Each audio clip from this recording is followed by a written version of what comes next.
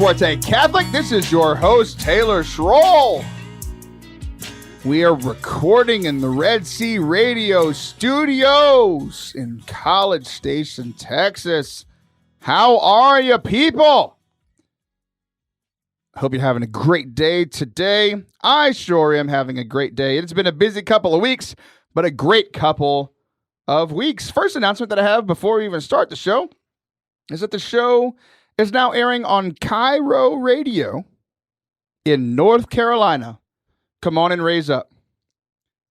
If any of you get that reference, I will give you one high five the next time that I see you. Finished that song lyric, and I will immediately give you a high five. Or look at you confusingly, because some of you listen to this on the podcast 3 weeks later, and I will have no idea what you're talking about. Thanks for being here today. We've got a great show planned for you. Producer Sam is here today. Producer Sam, how you doing? Doing pretty good. Yeah, you're doing well. Good weekend for the both of us. We both got to see this little movie. Yes. I don't know if many of our listeners have heard of it. It's called Infinity War. Have you heard? Did you enjoy the movie? I mean, it was okay. Yeah, I loved it. Yeah, it was pretty awesome. Yeah, it was fantastic. I loved it to death.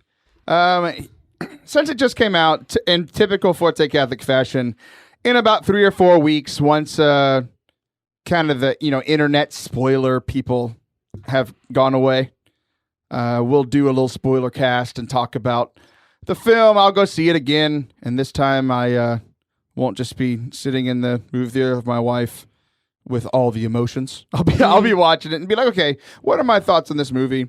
What's true, good, and beautiful in it? What isn't? What lessons can I take from this movie to be a better Catholic? Because we all know that's what I need, and that's what Sam needs as well. It's true. Because if you were a good Catholic, you wouldn't hang out with me. Is that how that works? No, I'm just kidding. I'm friends with holy people. I place myself around holy people because of that. I was told in junior high that pick your 5 friends. That's your future. What's the saying? Show me your friends, and I'll show you your future. I just surround myself with good people. I've never heard of that. You've never heard of that?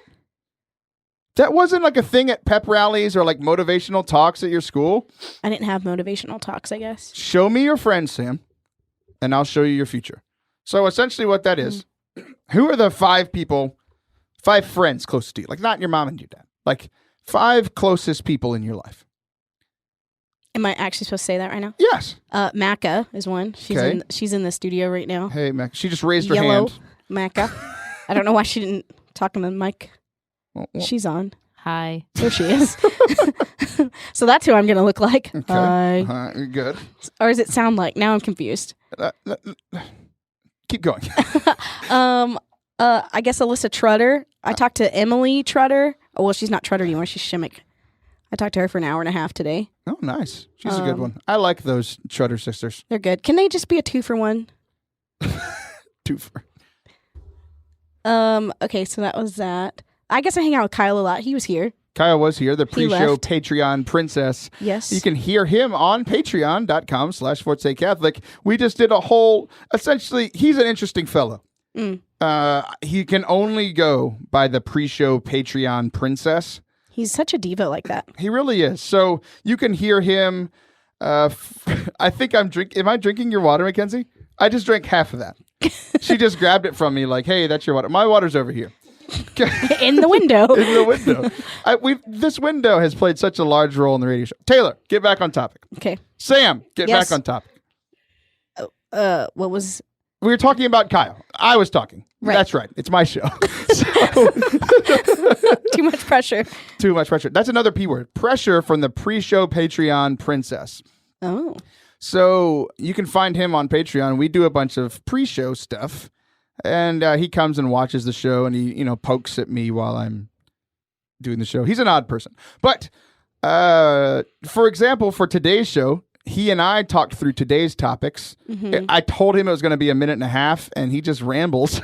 So, and we have witty banter back and forth. I think both of you ramble. I've never gone over time on a speaking engagement or a segment Oh, okay. I've never not done either of those things. So yeah, if you want to hear the pre-show Patreon princesses thoughts on what we're talking about today, which is crazy stories from the book of Acts, I put out a Twitter poll on what you people wanted to hear. And by you people, I mean listeners of Forte Catholic. What you wanted to hear from the most? That's what you said was crazy stories from the book of Acts. Your second one was ambition. So of course we're doing that next week because that's called a radio tease, and I want you to listen next week. So in the second segment, we're going to be talking with a good buddy of mine, and then in the third segment, Sam and I are going to have a conversation about guilt and shame because she had a recent breakthrough in her spiritual direction. Very private conversation that we are now going to broadcast. Make it public to everyone in the world. On Red Sea Radio here locally. Hello, world. Hello, world. Here's my heart, world. No, that's heretical and incorrect. I was just changing. It was like, what do you do when you change the words to a song? What would you do for a Klondike bar?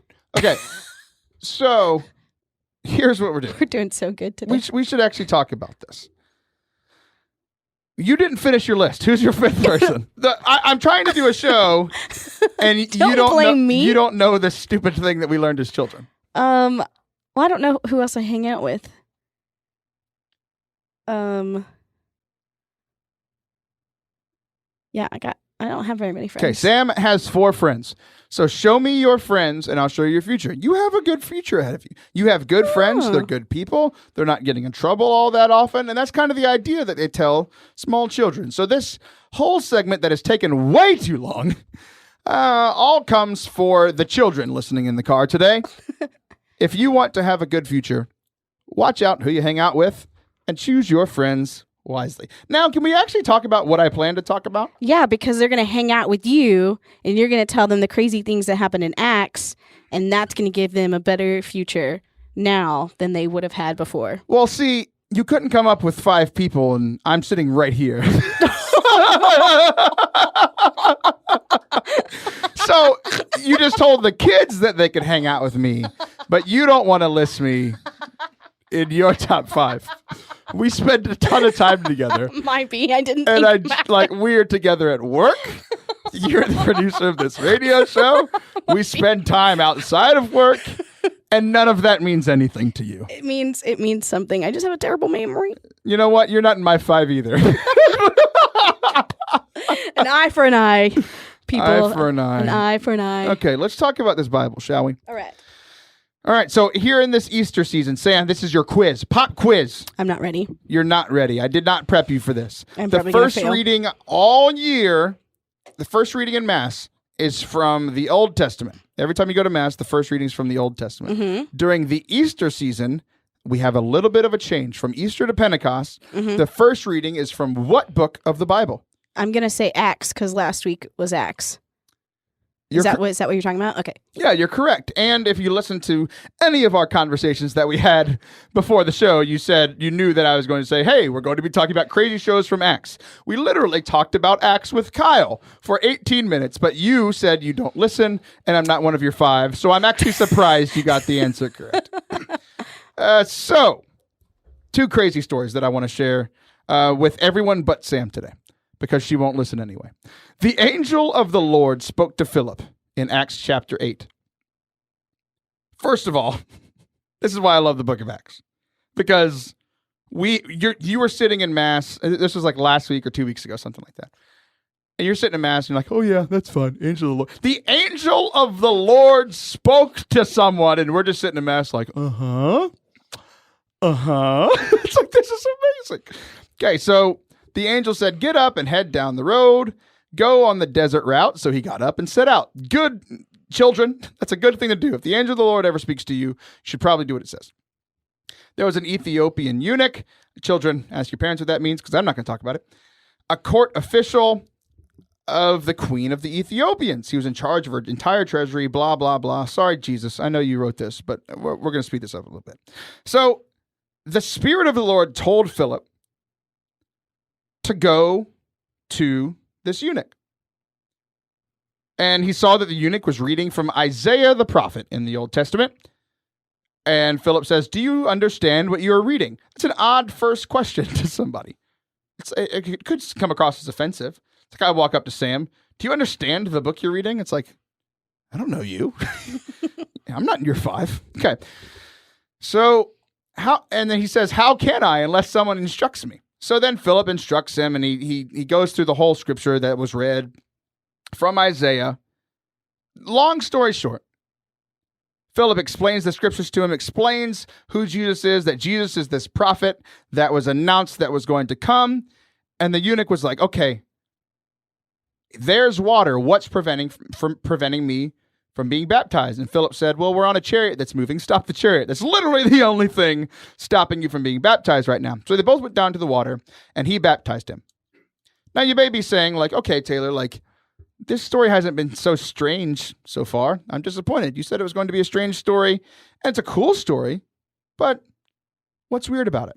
Well, the ending. Here's how it ends. Philip and the eunuch both went down to the water, and he baptized the eunuch. When they came out of the water, the Spirit of the Lord snatched Philip away, and the eunuch saw him no more, but continued on his way rejoicing. So I don't know if you're Harry Potter fans, like Philip apparated. Like he just disappeared from one place, showed up somewhere else. It says Philip came to Azotus, which is another town, went about proclaiming the good news. So I have so many questions about this. First of all, for Philip, like how long was he gone? Like, was he just there and then instantly in another town? Or was it like when they apparate in Harry Potter, it takes a few seconds or a few minutes and they're like floating through space and time before they arrive somewhere else? How long between the process, no matter how long it took to get there, when he arrived at this new location, did he realize where he was immediately? Was he like, where'd the eunuch go? Am I dead? What was he thinking at this moment? And then also, how long between the moment that he realized all that and the moment he began preaching? So was he just like, okay, I'm just going to preach now? Like, this is a bizarre story. Even more bizarre for the eunuch. We can assume from this story that this is one of the real first times that he's encountering a Christian. Because he's reading Isaiah, which is an Old Testament book. He could have known it from the Jewish people. But doesn't understand it at all, doesn't get it. This is the first time he's hearing about Jesus. He wants to be baptized. Here's my thought for him. He gets baptized, immediately sees the Christian disappear. His first question, oh crap, am I going to disappear now? Like, where did he go? Like, he was a smart guy. He baptized me. Where is he? Also, secondarily, am I a superhero now? Because I was baptized, Philip was a Christian, he disappeared on a whim. Can I too now disappear? Like, how many minutes did he take trying to disappear and reappear somewhere else? I have so many questions. Here's my other question. How did he feel after this? I feel like he was disappointed from this moment on in the Christian life. I feel like he was like, okay, I want to disappear now, or I want other people to disappear. It's the only time it ever happened. He's like, oh man, I don't have superpowers. What was he thinking? And of course, this is just Taylor's crazy take on it, because I'm sure that the eunuch, went on his merry way, and it said that he continued on rejoicing. So he was still excited that he became Christian.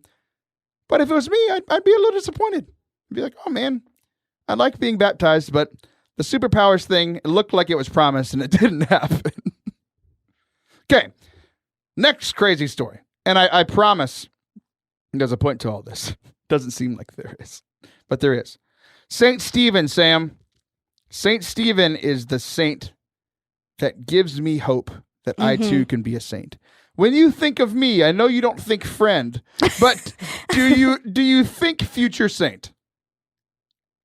Yes. No, you don't. You're lying to suck up. I already messed up once, okay? There's no way. There's no way.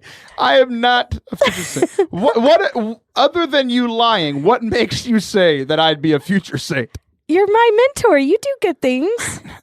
You help the youth. You're just sucking up. Okay. You do this radio show. Lots of things. Yeah, that's the point. I do this radio show. Anyone that's listened to the show for more than 18 seconds is like, what is wrong with this guy? Mackenzie, is this your water?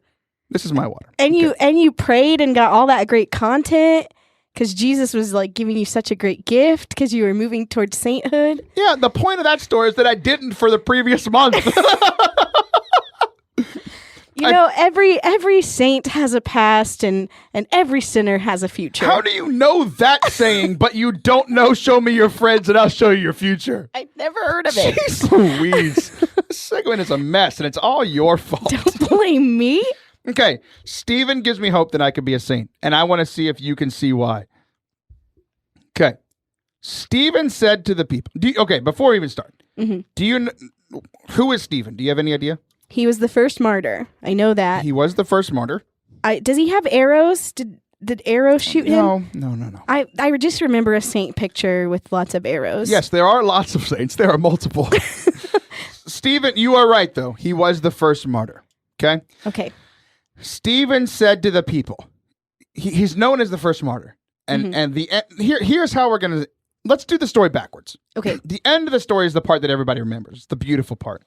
It says that, behold, I see the heavens open and the Son of Man standing at the right hand of God. This is while they're trying to stone him and kick him out of the city and kill him. But they cried out in a loud voice, covered their ears, rushed upon him. And the witnesses laid down their cloaks and they were stoning him. And Saul was there. And he says, Lord Jesus, receive my spirit. Lord, don't hold this sin against him. And that's the very holy moment, right? But here's what led to all this. Stephen said, this is what led to him being stoned. You stiff-necked people, uncircumcised in heart and ears, you always oppose the Holy Spirit. You are just like your ancestors. Which of the prophets did your ancestors not persecute? They put to death those who foretold the coming of the righteous one, whose betrayers and murderers you have now become. You have received the law as transmitted by angels, but you did not observe it. And Sam, how did the people listening feel about that? They were pretty upset. They were infuriated, is what the Holy Writ says, and they ground their teeth at him. I'm glad that's not a thing anymore. 4 out of 5 dentists recommend not grinding your teeth. That gives me hope that I can be a saint. Saint Stephen can talk to people like that and still be a saint, and you can too. All right, guys, we'll be right back with a fantastic guest.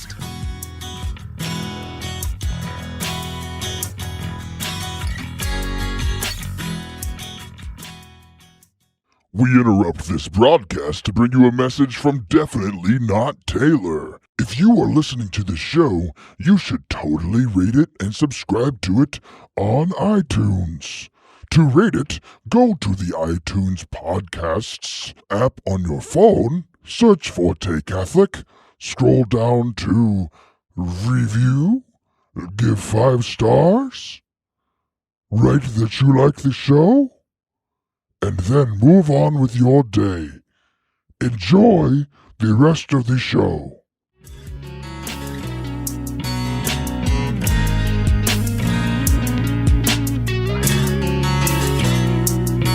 Welcome back to Forte Catholic. I have great news, friends.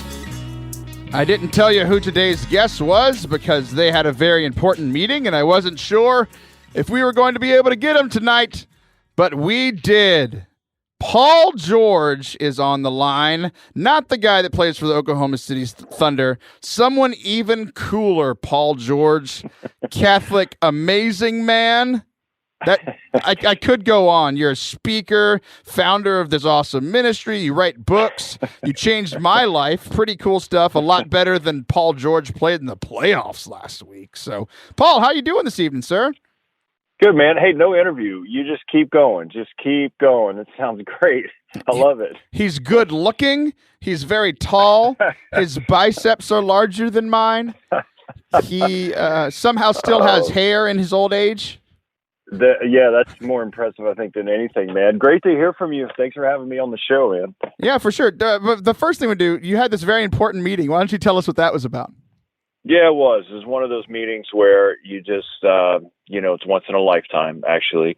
So it was a high school football meeting for my son. It's like a parent information meeting where they basically get money from you. You fill out all the forms, get the physicals, buy T-shirts, all the things. And then, it's super important. And I had to be there because my wife didn't want to go. So she sent me. There you go. It's her fault. So here's the deal. She really should have gone because it's all about information and I can't remember anything.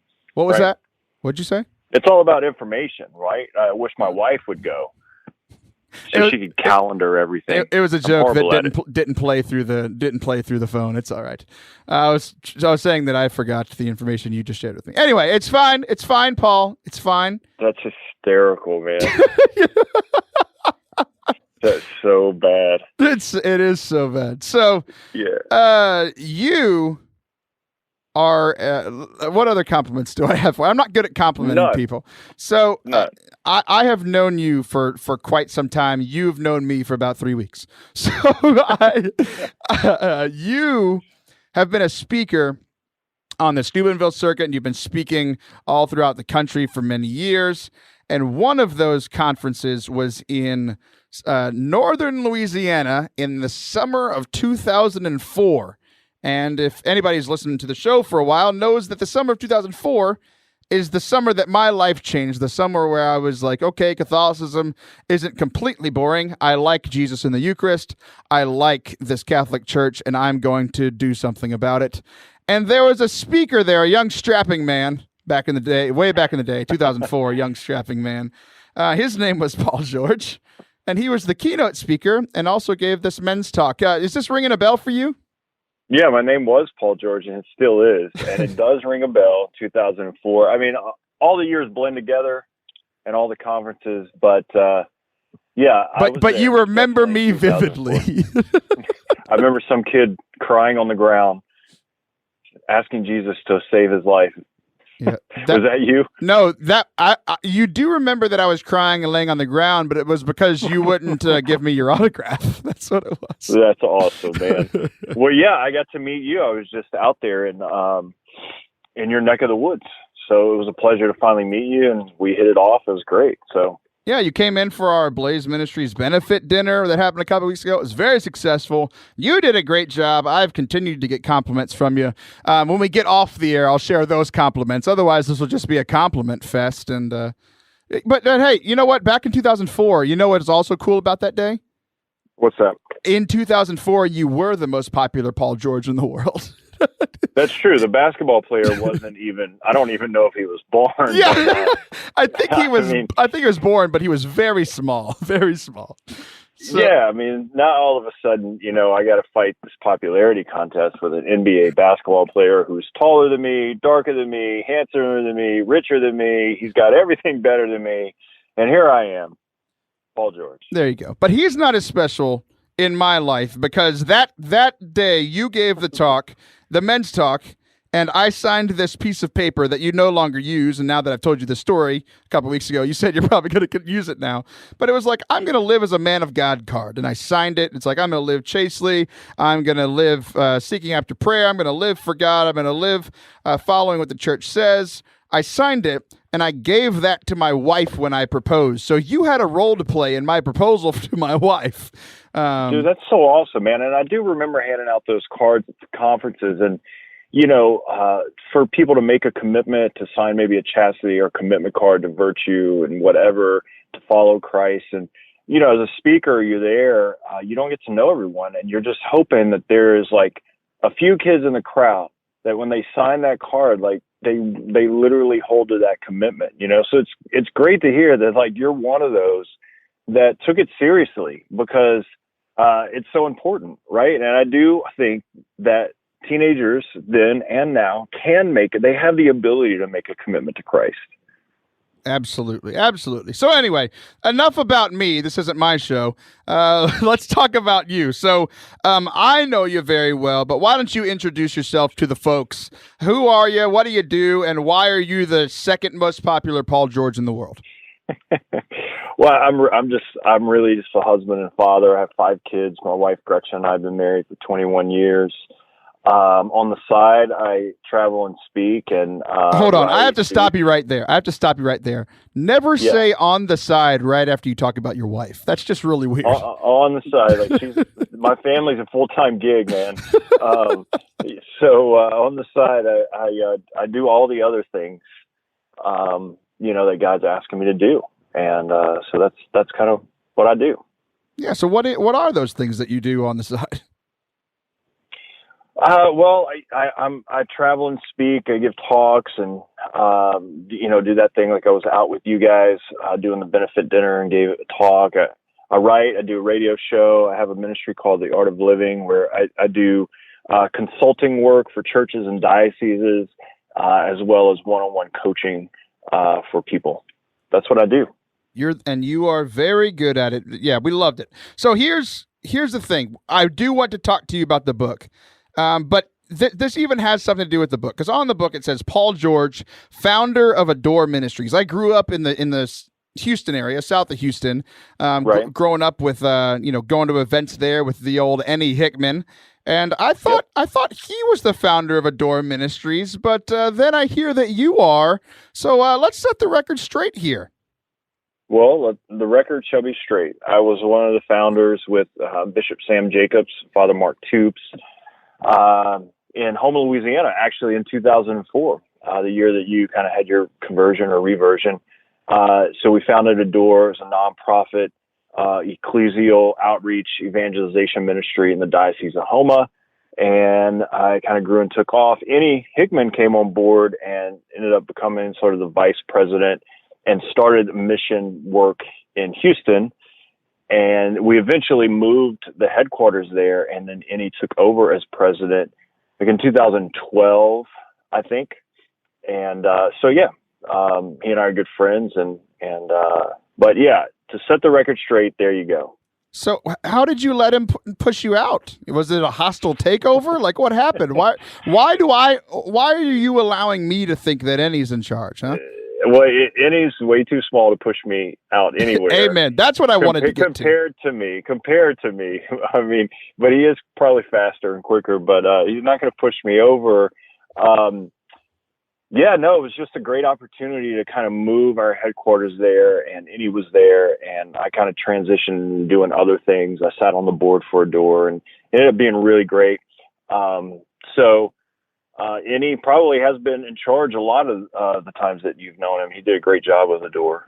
So yeah, he's a good dude. So yeah, I knew you as a speaker for a long time. I started listening to your podcast maybe about a year ago, and I just got my hands on my first book of yours called Rethink Happiness. I was one of the first people to get it off the press.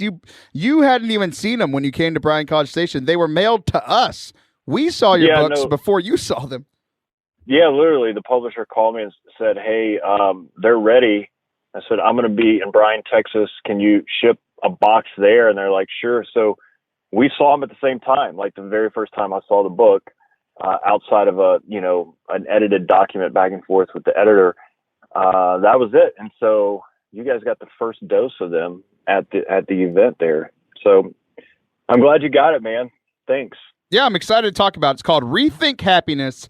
Dare to embrace God and experience true joy. So what made you want to write this, man? Why this topic? Well, there's a couple of reasons. One is I want to be happy. I don't know about you. And it's been sort of a real journey for me to find true peace and happiness, not only through my conversion, but even post-conversion as a follower. And honestly, bro, I've never met anyone who says, you know what, when I get big or when I grow up, I want to be miserable. Everyone wants to be happy. And so it's really kind of defining and finding out what is true, authentic happiness. So that's part of it. And then the other part is the word rethink. Comes from the Greek word in conversion, metanoia, which we've heard of. But it translates to in the English word rethink. So as we begin to rethink life's questions, that's the starting point of conversion. And so the idea of the book came from a homily I read from Cardinal Ratzinger, who eventually became Pope Benedict, right? And he talked about this process of rethinking life. And it really just struck me. It was in the year 2000 that he wrote it. And that was the beginning point of me wrestling with this topic of rethinking happiness, rethinking life. And I put some thoughts down, and 18 years later, there it is in a book form. Wonderful, wonderful. You started off with in a very interesting way. Chapter 1, we are all starving. What do you mean by that? Well, it's exactly what I mean. Blessed are they who hunger and thirst, for they will be satisfied. Like Jesus even knew that we're hungry and thirsty. And I think he's talking less about the physical and more about the spiritual. And, Pope Benedict, just to continue to quote him here, said the greatest poverty in our world today is spiritual poverty. Like we're so hungry for more. And so the first chapter really connects everyone, including myself and my own story, to this, just the reality of this, that none of us can avoid the idea or the reality that we're all hungry and starving. And unless we're satisfied from the God who created us, we will continue to drink and eat from the things that don't satisfy us. Yeah, and that's you led perfectly right into my next question. It's like you've done this before or something. So you said like we all have this desire to be happy. We all have this desire. Every person you've talked to wants it. But I think a lot of people look at the church, the Catholic Church in particular, and it's like, well, that's resisting my happiness. All these rules that are put on me. I can't do this. I can't do that. Getting drunk with my friends or going out and partying makes me happy. And the church says I can't do that. God says I can't do that. How do you respond to things like that? Well, I would say, is it momentary happiness or is it complete and total satisfaction? Right. And I talk about this a little bit in the book. I call it destination happiness. It's this idea that when I arrive at this point in my life, this destination, then I will be happy. When I get married, or when I make more money, when I get this job, when I make these grades, when I get invited to this party. And then we realize that those things happen and then it wears off. So then what? And so the reality is I continue to go back to what is it that really satisfies us, our greatest need and our greatest desire, right? Yeah, I totally can relate to that. I'll finish a show on Netflix. I'm like, that was awesome. And immediately, like during the countdown where it's like, this is the next show you're going to watch. I'm like, oh man.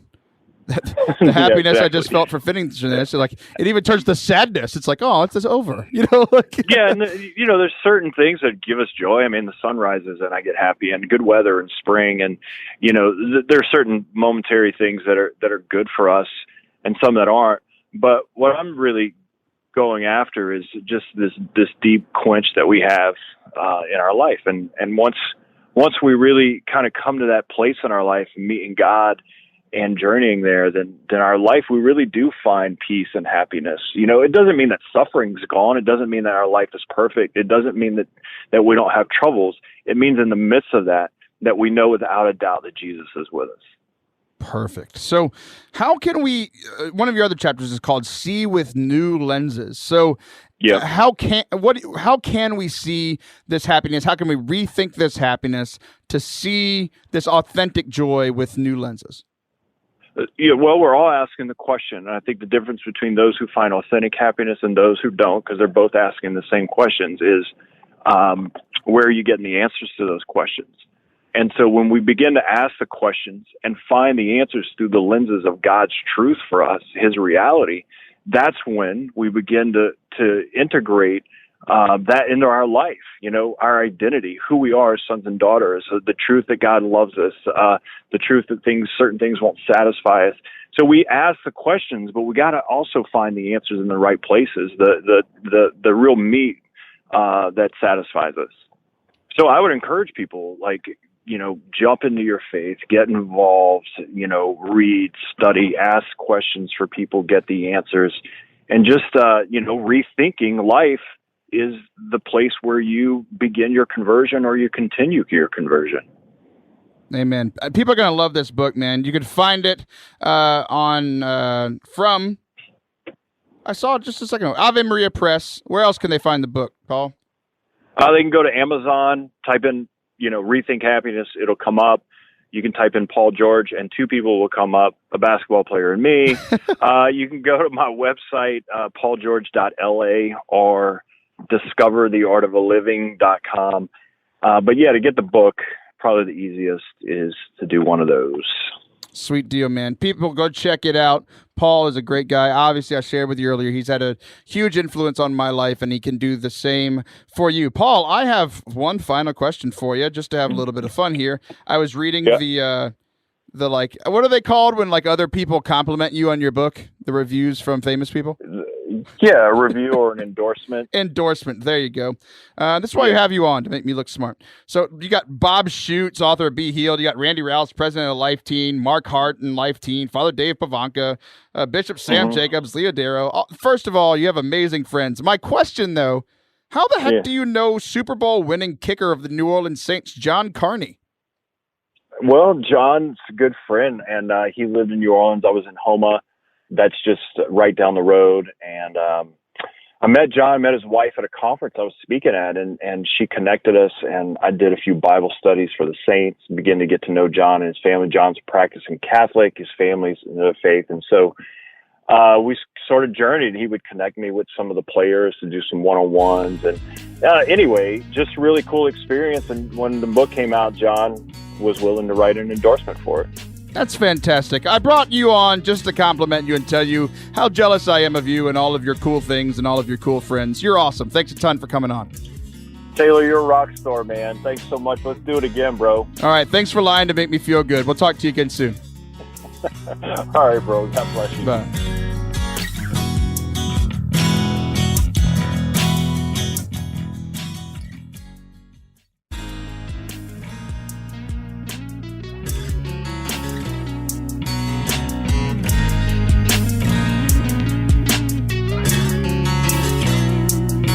Welcome back to Forte Catholic. This is your male pattern baldness host, Taylor Schroll, along with non-male pattern baldness producer, Sam Shepard. Sam, how are you? I'm good. Still good. Still good. So, the last couple weeks, we've had a ton of segments prepared beforehand. The last 2 weeks, you got to pick what we talked about. Do you like having that kind of power as producer of the show? Sure. Sure. Do you like how that has gone? I think it's gone pretty well, so sure. I think so too, but I think I'm awesome, so I'm a little biased. There's one segment on there that has been a suggestion that you have avoided like the plague. And that suggestion is a topic that you actually brought to my attention because you thought it was awesome from the privacy of your spiritual direction. Yes. And I thought it'd just be great for us to put that out on the radio airwaves, for people listening in their cars, for people listening at their office desks, for people listening on the podcast, for the 3 people who have downloaded it in Russia, the one who has downloaded in Bangladesh. I want them all to know what you and your spiritual director talked about in private. Great. No pressure. The guy in Bangladesh is I mean, who am I to judge? It might be a woman. I don't know. The person in Bangladesh. That topic is what, Sam Shepard? Guilt and shame. Guilt and shame. So let's preface this a bit. I have talked multiple times on the show, and it's probably one of the more requested talks that I give when I travel around and do the whole talking thing, called Catholic Guilt Must Die. There was a movie. Do you remember the name of the movie? I can't remember. It's Something Must Die. John Tucker. Oh, John Tucker Must Die. John Tucker Must Die. Did you watch that movie? I did. It's not the best movie. It got a 27 on Rotten Tomatoes. Came out in 2006 when I was in, depending on which part of 2006, I was either in 10th or 11th grade. I watched it then. It's about a man who is dating multiple women. They all find out. They get mad. And they decide that John Tucker must die. That's the they don't kill him, but Spoiler alert. well, I mean, it'd be weird if I'm just like they all got together and decided to murder him, and now Taylor's talking about that movie on a Catholic radio show. No, they didn't kill him, but they were like trying to get back at him for being a bad person. So I took this Catholic guilt idea and this 27 rotten scored rotten on Rotten Tomatoes movie and made a talk title out of it. I don't think I've actually ever told anybody where I got that talk title from. I definitely did not know. Yeah, it would be hard for you to know since this is the first time that I've said it out loud. So now all of you know that I watched John Tucker Must Die as a sophomore or a junior in college. If my friends would have known then, they would have tried to beat me up. So, Catholic guilt. Everyone knows that I hate it because I feel like it is one of the more popular things about Catholics in media. It's like if you are Catholic in the media, you're probably Italian and you're probably feeling guilty about something and are avoiding God or avoiding church because you feel too guilty and too bad of a person. And I hate that because that's the God that we serve is not down with that, right? Like he wants all the people to come to him. He gave us this thing called confession, reconciliation, to literally bring us back to him. So we're going to have to do some clarifying of terms as we move forward because what you have is when you were talking about it, see, I'm not very manly. I'm trying to think of the things in the car that move up and down, but I'm not smart enough. Somebody is currently yelling at the pistons in the car. The pistons in my brain started going up and down and ramping up and going very, very quickly when you were talking because I was like, this is the same stuff that I've been saying plus more. Sam's giving me more content, but there's a little bit of a definition of terms. So why don't you just give us the introduction to this private conversation that you had with your spiritual director about guilt and shame. Yeah. So I guess just to kind of clarify what these words kind of mean and where they come from, is there some sort of action or some sort of conflict or something that happens? And at that point, you kind of move in two different directions. This is what this woman talked about on a TED Talk, but I can't remember her name. So whoever you are. Ted. Her name was Good job. Ted Talk. Tedda? That sounds like a better name because it's a girl. Tedda does not sound like a good name. Well, instead of Ted. Anyway, so some sort of action, something happens, and you can move in two different directions from that. So let's say, I don't know, it's something bad, like you punched your sibling in the face. Someone killed John Tucker. Yeah, okay, we'll do that. Someone killed John Tucker. So that's the action. That's the thing that happened, and we can move in two different directions. And she talks about we can either move towards guilt or we can move towards shame. And in guilt, she talks about guilt is actually not a bad thing. It's what kind of helps us form our conscience to help us know what was right and what is wrong, because we don't just stay in that guilt. It's supposed to move us towards conviction, like we were talking about earlier. So it's supposed to make us ask for forgiveness or do the right thing, whatever needs to happen, but moving from that moment into the light of the cross, into salvation, into Jesus. Does that make sense? Yeah, it absolutely makes sense, because here's how I've kind of thought about it, and this is why we need some clarifying of terms. I've always thought as the negative word as guilt, this Catholic guilt, right? Mm-hmm. Because when you feel this Catholic guilt, like if I sin, if I cuss you out, Sam, mm-hmm. I can either move into shame, where it's like, oh, I'm a bad person. I should have never done that. I can't believe that I did that. I'm never going to approach you. I'm going to feel like a bad person, so I'm not going to approach God. I'm not going to pray. I'm just going to kind of retreat into myself, or mm-hmm. literally retreat from the whole situation. Right. And I'm not going to do anything to improve that situation. Right. Mm-hmm, mm-hmm. I felt like that was guilt, but conviction is taking that natural thing that we feel and saying, okay, I did something wrong. I feel convicted. I feel like I've done something wrong. I need to go apologize to Sam. Mm-hmm. And I need to go apologize to God in the confessional. Like, right. I have done something wrong. I have used foul language. I have offended someone. I have spoken out of anger, like all these kinds of things. Mm-hmm. And the conviction moves us towards, I want to be better. I want to be a better person, and I'm sorry for what I did, and what like you're saying, what this person from the TED Talk and your spiritual director were talking about, are using this different words to essentially say the same thing, right? To where guilt is, she's saying, is this natural inclination from this action to want to do something about it, right? And then the shame is kind of how I thought of the Catholic guilt. So it's the same idea with just some different words, but as you and I were talking about it, I think we've kind of got another little caveat from kind of how I've thought about it before, right? So the shame, so somebody does an action. They do something wrong. What are they feeling when they move into the shame? The action happened, whether it was something that they did or something that was done to them. They move into shame. How is that kind of person reacting? Yeah, it's a different in verbiage or like in words. So like John Tucker must die. So if John, I killed John Tucker, guilt is saying my action was wrong, and I need to do something about that action. Versus shame is saying I am wrong.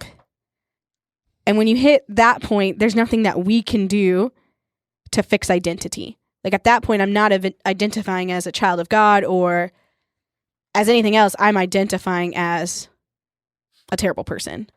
And that's a lot harder to like fix. You can't recreate yourself or something. And that's when we start like wallowing in that shame, and it becomes almost how we see everything is through that light now, because that's who I am. I am this terrible person. So everything I do is in reflection of that. It's almost like proof or adding on to, oh, well, I already thought I was a bad person. Here's another reason why I'm a bad person. Yeah. So the same situation, the action, you killed John Tucker. If you're going to move from this guilt through this conviction and you're actually going to try to improve, what does that look like? Right. So if you're trying to go the other way, so you're trying to go through the guilt. So it's like, okay, I killed John Tucker. So that should give us a guilty conscience. Like, by the way, there's going to be some guy named John Tucker. I'm so sorry, John Tucker. That gets murdered somewhere in the world. And they're going to use the clip of this radio show of Sam saying over and over and over again, I killed John Tucker, and Sam's going to go to jail. I hope not. Please don't send me to jail. It's fine. So the other side of that is... Then you'll be convicted. Hey! Oh, my goodness. You literally have sound effects. You are the person in charge of the sound effects. I don't have that sound, I don't think. I haven't found that one. Anyway, we should find that sound. Okay, continue.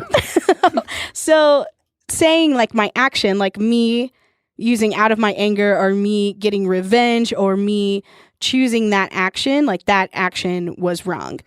And then we can start moving into those like two phases. So am I going to sit there and say, I'm wrong, I did this wrong thing?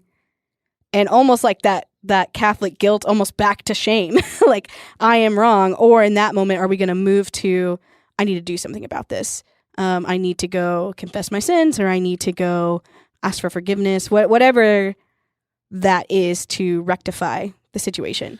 Yeah, and it's interesting because even as we were talking before the show, walking through this whole process, I was thinking, what's an example from my life where I've experienced all of this? There's actually one example that I experienced literally all three of these things. The shame that I was literally doing nothing, the Catholic guilt where I tried, but it didn't work, and then finally the freedom because I felt the conviction, did something about it, all this stuff, right? So I used to struggle with pornography like crazy. And I got into this time of shame where it's like you were saying, like not what I'm doing is bad. I am bad. I am dirty. I am ugly. Like I don't deserve to be around church. I don't deserve to be in church. Why even pray? I'm already so far from God anyway because I'm doing this thing that is against God's will. Why even try? What's the point, right? So all of that shame was pushing me even further and further from God. Like my action was a step away from God. But then the shame just kept that ball rolling and rolling and rolling and rolling until it became this big, ugly monster, right?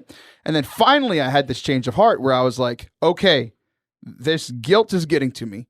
I need to do something about it. I need to fix this.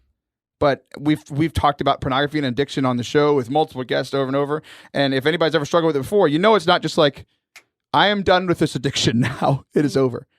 Like that one, even with like smoking, 1 in like a billion people. Like I know one person in my life that has stopped smoking and literally just said, I'm not a smoker anymore. Never smoked again. Most people, it's not like that. Most people, it's like they do nicotine packs. They give it up, and for 9 years, they keep going back to it. And then finally, after 9 years, they get over it, right? And I was like, okay, I know that this is bad. I know that I need to seek God out for this. I started going to confession. I started going back to church and going back into my prayer life. But then Catholic guilt crept in whenever I was trying and still couldn't get over this addiction. And it was this period of trying to get over it took so long because I kept trying to do it on my own power, right? I'm going to fix this. I'm going to be strong enough. And I wasn't, right? It wasn't until I was like, okay, completely got, I am a child of God. This is the reason that Jesus came to die for me, because I'm weak and I'm going to mess up. And because he did that, I need to be thankful for that and actually live in that thankfulness by living for him. And over the course of many years, finally got to the point where this guilt moved into conviction, which moved into freedom, right?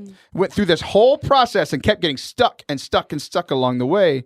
So like this makes total sense to me, what you and your spiritual director were talking about, because that action was there.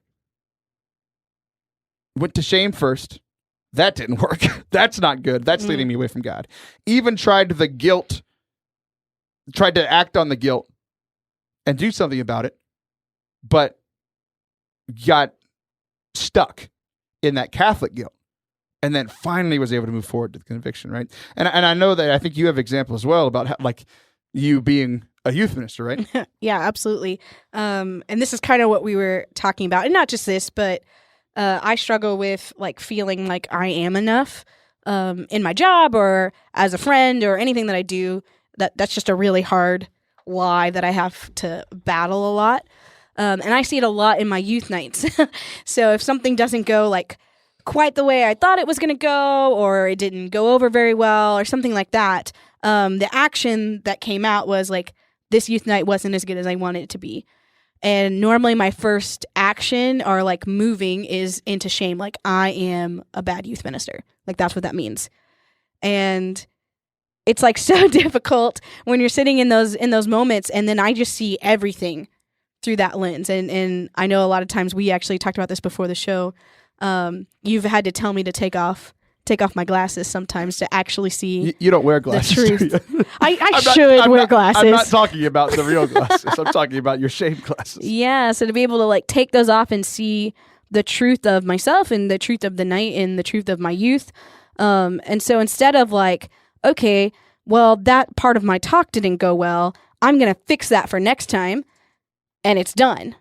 Like an easy fix. Like that totally makes sense. Like easy fix, done. It will be better next time. I will be a better youth minister next time. It's just, I'm a terrible youth minister. I suck. Oh gosh, all these kids, what am I going to do? Like all of these terrible things. And it just cycles around and around and around and around instead of just seeing the truth of the matter.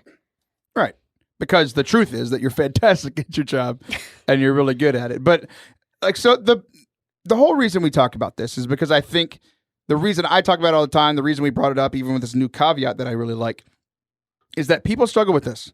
We as Catholics struggle with this Catholic guilt thing, struggle with this shame. We get stuck there and it keeps us farther away from God. So this week, what is it for you? As we've been talking, I don't even have to ask the question really, because as we've been talking, I'm pretty sure you've been thinking of something that is holding you back, that you're struggling with, that you feel this Catholic guilt, or you feel the shame about.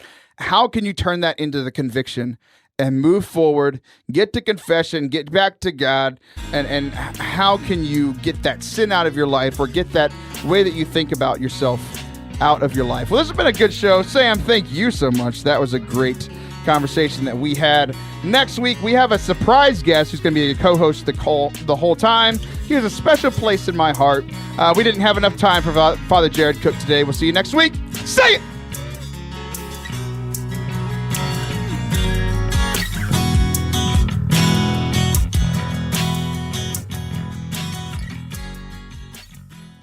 Hey, it's Taylor. Thanks so much for listening to today's show. We had a blast. I hope you enjoyed it. For all things Forte Catholic, you can head on over to fortecatholic.com. You can find past episodes of the show. You can find out how to book me for your next event. All that good stuff. fortecatholic.com. Peace.